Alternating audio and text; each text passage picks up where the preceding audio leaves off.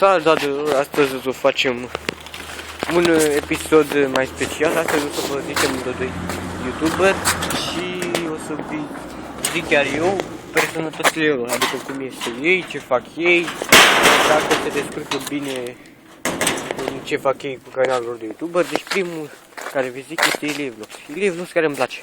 Face niște vloguri foarte bune. Dacă vreți, intrați, dacă îl cunoașteți pe Ilie Vlogs, să faceți și mai bune vloguri. Și eu m-am inspirat de el, adică, frate, dacă nu pot să instalez o aplicație care să distrug jocul, mai bine o să fac vlog ca el. Dar mai este încă unul și acesta este Rafael. Rafael îmi place cum arată el, ce personalitate are de YouTuber în persoana mea. Canalul lui e foarte popular, chiar văd că are 9000 sau pe zi, văd că are 10.000 de vizualizări, care este chiar are 9000 sau 10.000 pe zi de vizualizări la un videoclip. Deci mă uimește faptul acesta că el ești continuă YouTuber și are foarte mulți abonați, cum are și Ilie Vlogs. Dar ei sunt diferiți. Ilie Vlogs face vlog și el jocuri. Rafael face jocuri după Steam. Și el are un intro cu G2A, dar eu o să fac un episod în anul, o să fac chiar pe 10 ianuarie 2007, o să fac un videoclip și o să zic, o să vorbesc cu dumneavoastră și o să zic Rafael să nu mai bage acel intro, da? Asta vorbim atunci, deci nu băgăm acum. Deci, v-am zis, Rafael este o persoană foarte bună la jocuri și de vlogs tot la fel la vloguri. Deci, ce să mai vă zic? Aceștia sunt YouTuberi și mai am un YouTuber care chiar îmi place mie și vi-l recomand. Îl știți, dacă cred că îl cunoașteți pe toți.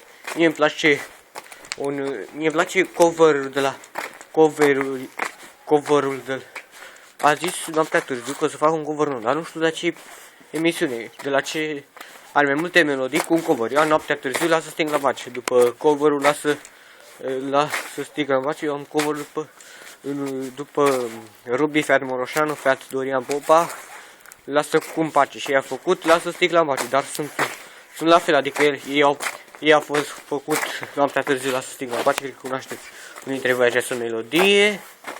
Și mie îmi place chiar și noaptea târziu. Deci, dacă aș face un top, chiar vă zic, pe locul întâi l-aș pune pe Rafael pentru că l-aș lăuda foarte mult și îl pun pe locul 1, că este și fanul meu numărul. Deci locul 1 este Rafael, pe 2 este Ilie Vlogs. Ilie Vlogs îmi place foarte mult și îl admir și pe el, cum îl admir foarte mult și pe Rafael și pe Ilie Vlogs îl admir foarte mult. Pe locul 3, noaptea târziu, pentru că ei sunt 3. Pe unul știu că îl cheamă Cucu, pe unul știu că îl cheamă Ilie, dar nu știu dacă îl cheamă așa, că am văzut un rapper Ilie, dar cred că nu îl cheamă Ilie, nu știu cum îl cheamă pe ăla, dar știu că pe unul îl cheamă Cucu de noaptea târziu.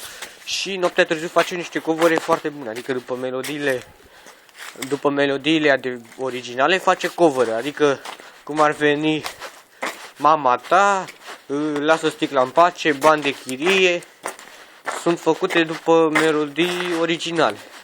Sau melodia Flacele tale, sunt mai multe, deci nu pot să le zic acum, sunt mai multe melodii de cover, dar îmi place că face niște melodii care le face ei după melodii originale. Deci o să încheiem acum, acest videoclip. Deci dacă v-a plăcut ce v-am zis eu azi, dați-mi un like, un share, un subscribe, un subscribe, un comentariu sau să vă abonați la canalul meu. La revedere! Pa, pa!